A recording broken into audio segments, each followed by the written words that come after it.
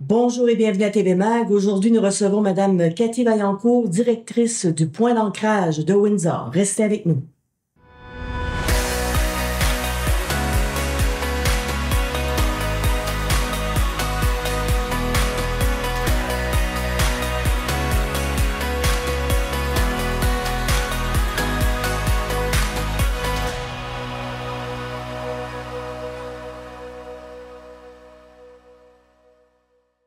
Bonjour et bienvenue à TV Mag. Aujourd'hui, nous recevons Cathy Vaillancourt, qui est la directrice de l'organisme Le Point d'Ancrage. Bonjour Cathy. Bonjour. Comment ça va? Ça va bien, toi? Ça va très bien.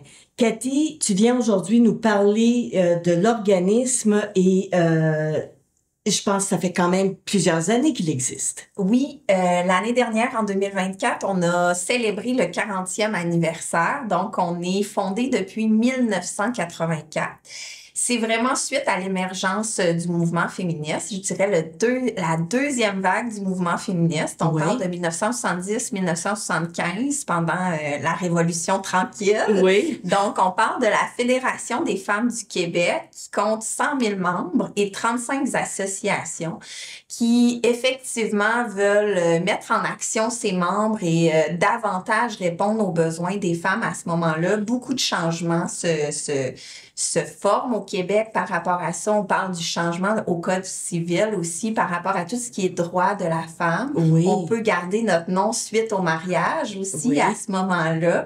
Donc, c'est après tous ces revendications-là, ils veulent mettre plus concret le mouvement et c'est à ce moment-là là, qu'on voit tranquillement, pas vite, les centres des femmes être fondés. Puis qui suit l'évolution des années. Exactement. Hein? Parce qu'il y a 40 ans, c'était quand même pas mal différent de qu'est-ce qu'on vit aujourd'hui. Oui. Fait que c'est merveilleux, ça, de pouvoir suivre l'évolution comme ça, là. J'adore. Oui.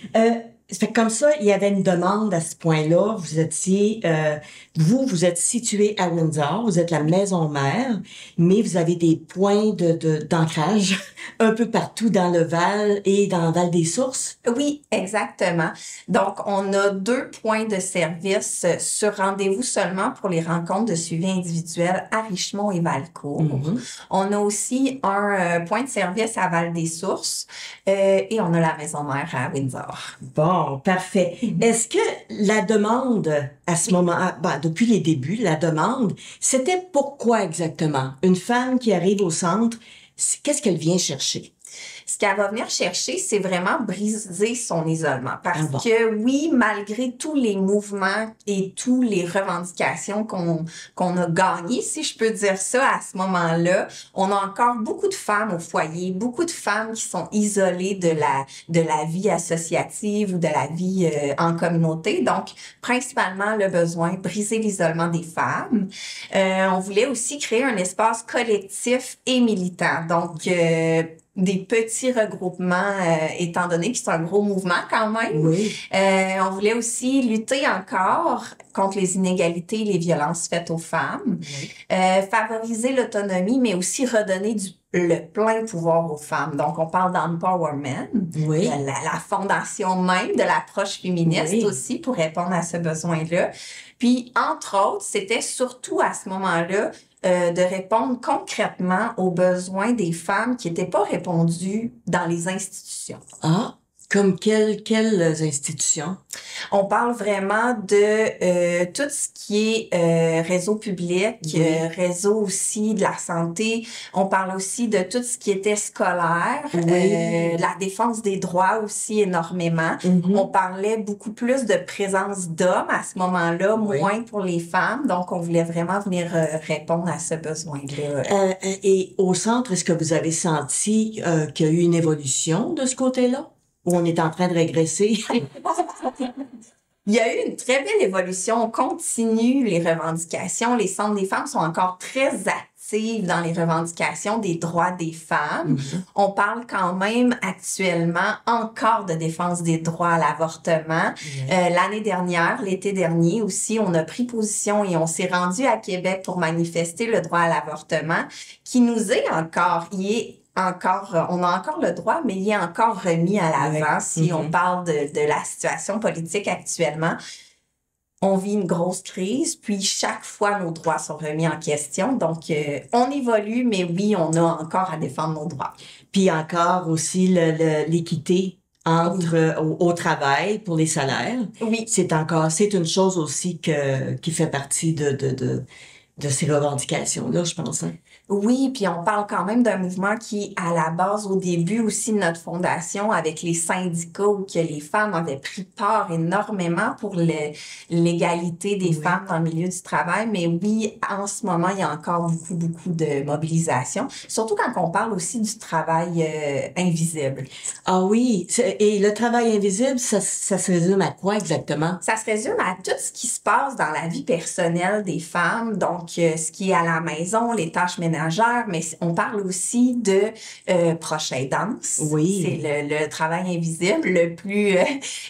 j'ai envie de mettre vraiment un highlight sur la proche aidance parce qu'on parle beaucoup de femmes qui font de la proche aidance. Exactement. C'est comme naturellement aussi. Oui, je pense que les femmes, puis il y a beaucoup d'hommes aussi comme ça, mais on a tendance à être plus, pas mère poule, mais à être plus présente. Ouais. Je pense quand quelqu'un tombe malade ou...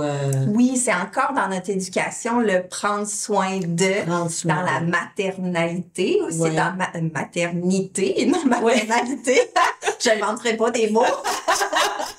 C'est encore très présent dans notre éducation. Si je peux aussi nommer beaucoup de travail invisible, ben je peux pas passer sous silence les agriculteurs aussi, qu'on a beaucoup sur notre territoire. Veut pas, il y a beaucoup de travail invisible par rapport au noyau familial. Tu sais, on est beaucoup impliqués, les femmes des agriculteurs sont beaucoup impliquées aussi. Si on parle aussi des milieux de stage, tout ce qui est milieu de stage dans les milieux plus typiquement féminins ne sont pas rémunérés non plus. Donc, c'est encore d'actualité. Oui. Il y a pas si longtemps, justement, on a fait une petite manifestation. Oui, au mois d'avril. Oui, exactement. Oui, je me rappelle de ça, le 1er avril. Oui. Et c'était pas un poisson. C'était pas... Non, parce que c'est bel et bien encore d'actualité, ces revendications.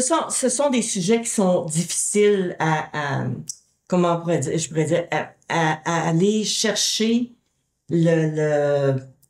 le public et les autorités aussi sont difficiles à approcher. Et je comprends pas pourquoi. Parce que on est rendu en 2025, 2026 et on a encore ces problèmes-là qui auraient dû être réglés il y a 40 ans, justement. Oui. Tout part de la reconnaissance. Si on reconnaît pas le travail invisible, il va demeurer. Oui, exactement. Puis ça, c'est aussi pour les femmes qui travaillent avec leur mari dans une entreprise. Oui. On a parlé de l'agriculture, mais il y a aussi les entreprises, les commerces, tout ça. Souvent, quand il arrive un divorce, une séparation, la femme n'avait pas de salaire. Oui. Fait qu'elle se retrouve avec, parce que c'était c'était en couple, donc c'était conjoint. Mm-hmm. Mais la femme n'avait pas vraiment de salaire là-dedans, ça fait que c'est des choses que... C'est un très bon exemple du travail invisible. Oui, il y en a beaucoup. Oui. Il y en a beaucoup, malheureusement. Le centre a changé de nom il y a quelques années. Pourquoi? Oui, en fait, là, on a, à Val-des-Sources, on a vu une population où les besoins augmentaient. Il n'y avait pas de centre des femmes, donc on a répondu à leurs besoins. Et quand on a eu un financement récurrent du programme de soutien aux organismes communautaires, qu'on appelle le PESA, qui vient du CIUS, d'ailleurs, quand on a reçu officiellement ce financement-là, pour représenter mieux notre territoire, on a changé de nom pour inclure la MRC des Sources. Ah bon, parfait. Il y avait une demande, j'imagine, là-bas. C'est quand même une grande MRC. Oui, exactement. C'est ça. Qu'est-ce que vous offrez aux femmes qui viennent vous rencontrer? On offre plusieurs choses, mais à la base, ça part vraiment du milieu sécuritaire, bienveillant et inclusif. Ouais. Donc, on part de ça. Parce que c'est souvent ça qui est manquant dans notre lutte des droits des femmes. Oui. Ce qu'on offre, c'est plusieurs services aussi. Oui. On a du service d'aide individuelle. Dans ce service-là, il y a les rencontres d'aide individuelle avec les intervenantes psychosociales. Oui. Il y a l'accompagnement aussi qui est avec les intervenantes psychosociales aussi, qui peut être pour diverses raisons. Donc, un rendez-vous médical, des formulaires difficiles à remplir, un accompagnement aussi à la protection de la jeunesse ou à la cour. On peut être là comme un soutien émotif pour la femme, donc vraiment l'aider. Sinon, c'est sûr que si la femme elle a besoin de dépannage ou quoi que ce soit, elle a besoin aussi de défendre ses droits, avoir des renseignements, avoir le maximum d'informations, toujours se présenter au Centre des femmes. On est vraiment un bon lieu de point de référencement vers les autres services. Oui, c'est ça. Vous êtes capable de référer d'autres services selon le besoin. Oui, exactement. Puis, on a aussi nos activités, donc nos activités de groupe. Oui. Puis aussi, on a le volet prévention et sensibilisation. Puis, je dirais aussi que nous, c'est vraiment améliorer les conditions des femmes. Donc, si on peut augmenter l'accessibilité à quoi que ce soit pour les personnes, pour les femmes sur notre territoire, on le fait. Là. Ça, il n'y a pas d'âge pour ça. Hein? Il n'y a pas d'âge pour les femmes. Ça peut, peut-être pas de 0, mais on peut dire, c'est de 18 à 102 ans. 18 et plus, oui. 18 et plus. C'est ça. Faut être quand même majeur, adulte pour être capable de profiter de ça. J'ai envie aussi de nommer qu'on est un centre des femmes, puis on a gardé le nom Centre des femmes, mais si vous nous suivez et que vous avez vu dans les dernières années les luttes qu'on a fait, on a intégré aussi la portion inclusive. Oui. Donc, on parle vraiment de toute personne qui peut vivre des vulnérabilités. Donc, on parle de personnes trans, de personnes non-binaires, de personnes issues de la communauté LGBTQ+. Aussi. Donc, on les accueille à bras ouverts. Donc, j'utilise vraiment femme parce que c'est dans notre façon de nommer les choses, mais c'est ouvert aussi. C'est bien de mentionner parce que souvent, ces personnes ont besoin d'accompagnement ou d'information puis ils sont pas capables de trouver peut-être dans leur milieu, mais en pouvant aller au Centre des femmes, à ce moment-là, ça va peut-être leur ouvrir des portes. Oui, puis je ferais aussi du pouce avec l'évolution du féministe. On parle quand même de pluralité de genre. Donc, on parle vraiment de ces personnes-là vivent les mêmes inégalités, les mêmes luttes que nous, les femmes, on peut vivre à travers la société. Donc, c'est l'évolution qu'on fait le féminisme, c'est d'intégrer aussi ces personnes-là de la pluralité de genre. D'accord. C'est des mots, hein? Des mots. Justement, on parle de cette avenue, de la plurielle, en tout cas, ce que tu viens de dire. Et au fil des années, on a vu beaucoup d'immigrants arriver dans notre région, puis s'installer, puis pour demeurer.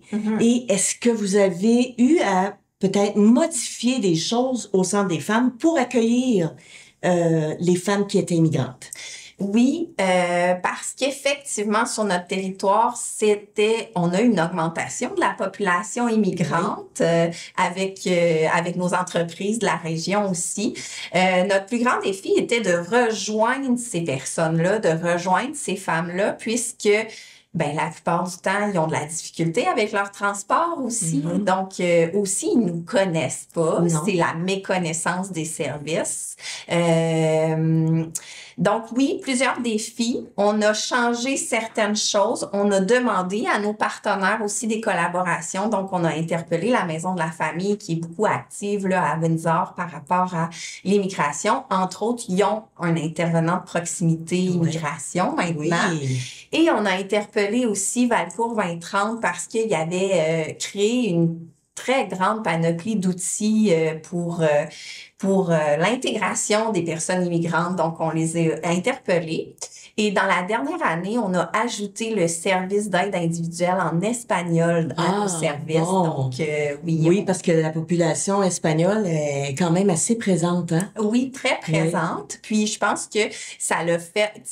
quand on se présente dans un groupe de femmes français ici à Val-des-Sources, à Windsor, ça peut être très intimidant, très confrontant, mais des fois, la porte du service d'aide individuelle amène je connais maintenant le Centre des femmes, j'y suis allée avec ma langue maternelle, si je peux dire ça. Oui, ça crée de fil en aiguille. On a de plus en plus de personnes là, qui nous connaissent. Bon, tant mieux. Parce que c'est pas toutes ces personnes immigrantes-là ont pas toujours eu un centre de femmes dans le pays où elles vivaient, où elles vivaient avant, et donc elles ne savaient pas exactement à quoi s'attendre avec le centre des femmes. Non, exactement. Il y en a que ça existe, les centres des femmes dans leur pays d'origine. Il y en a que ça existe, mais sous toute autre forme. Il y en a que les centres des femmes est encore des écoles à être une bonne femme. Donc, il est vraiment très différent. À l'inverse, en fait, de notre mission. Donc, oui, il y a encore beaucoup de travail d'information à faire. Donc, c'est sûr que si vous pouvez tout le temps référer au centre des femmes, on va se faire un plaisir d'accueillir ces personnes. Bon, parfait. Est-ce qu'il y a eu une augmentation du nombre de femmes qui sont venues vous voir depuis les dernières 41 ans? Oui. Ça va toujours en augmentant, j'imagine? Ça va toujours en augmentant, mais plus particulièrement dans les 5 dernières années, quand on parle de la COVID et post-COVID, on a eu vraiment une grande augmentation. À titre d'exemple, notre service d'aide individuelle avant avait pas de liste d'attente. Maintenant, une très grande liste d'attente, je dirais, toujours comme partout, continuellement, comme partout. Puis on parle quand même d'un délai d'attente qui peut être environ de 2 mois. Là. Ah bon, ben c'est mieux que d'autres que ça peut être 2 ans. Oui, exactement. Mais l'important, vous voulez répondre à tout le monde, vous voulez être capable d'être disponible pour tout le monde. Oui. C'est ça. Et si on parle des personnes qui travaillent au centre, parce que vous avez des gens qui vous aident. Combien avez-vous de personnes au centre? On est 6 dans l'équipe de travail au Centre des femmes. Donc, on a 3 intervenantes psychosociales, une agente de soutien à l'intervention, une adjointe administrative et il y a moi à la direction. J'ai envie d'ajouter aussi notre emblématique chat, tout le monde le connaît quand on vient au Centre des femmes, donc Charlot qui est vraiment le chat du centre. Puis les intervenantes sont vraiment appelées à bouger, comme j'expliquais, il y a plusieurs points de service. Ils sont jamais là au même endroit, donc beaucoup de mouvements dans aller rencontrer les personnes, les femmes dans les bureaux là, pour avoir une rencontre. Oui, exactement. C'est ça. On a parlé un petit peu précédemment de votre aide que vous apportez à la Sûreté du Québec dans les écoles secondaires. Oui. Est-ce que tu peux nous en parler un peu? Oui, le projet XOX, qui est vraiment de la sensibilisation aux violences amoureuses dans les classes de secondaire 4. Donc, on va chaque année dans les classes de secondaire 4.